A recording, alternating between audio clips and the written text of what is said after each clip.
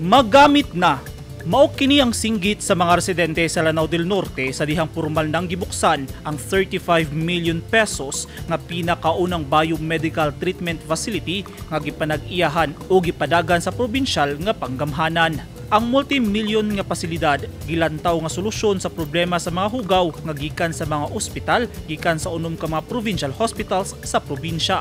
Ang pasilidad usa ka on-site solution para sa basura nga gikan sa mga hospitals nga dunay kagaw ug makadaot sa panglawas sa katawhan ug makadaot usab sa kahanginan ug kinaiyahan.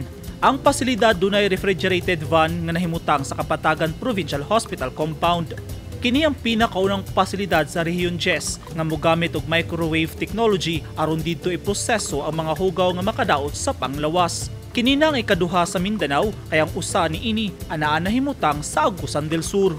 Ang konstruksyon sa 100 square meter biomedical waste treatment facility nagsubay sa mga pulisiya ug mga regulasyon nga gitakda sa balaod. Dunay kasabutan nga gipirmahan sa probinsyal nga panggamahanan sa Lanao del Norte, Department of Environment and Natural Resources ug sa Department of Health nga mao'y unod sa Joint Administrative Order No. 02 Series of 2005 kun policies and guidelines on effective and proper handling, collection, transport, treatment, storage and disposal of healthcare wastes. Matud ni Luntayaw, ang acting Provincial Resource Management Center Head, sukad tuig 2019 pa sila gitahasan sa gobernador nga muhimo og proposal aron i-convert ang ilang medical wastes ngadto sa non-hazardous waste apan bag-o lang kini natuman tungod sa pipila ka mga isyu nga angayang matutukan.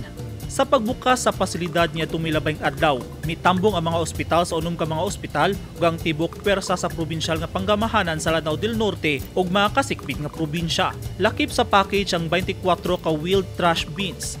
Ang makina kayang moakomodar og 300 kg sa basura kada adlaw sa 50 kg matag oras. Insakto na aron i-cater ang infectious waste sa Kulambugan, Kauswagan, sa Baloy SND, LNPH ug Kapatagan Provincial Hospitals. Eugene Hinutan, Newsline Philippines. Stay safe.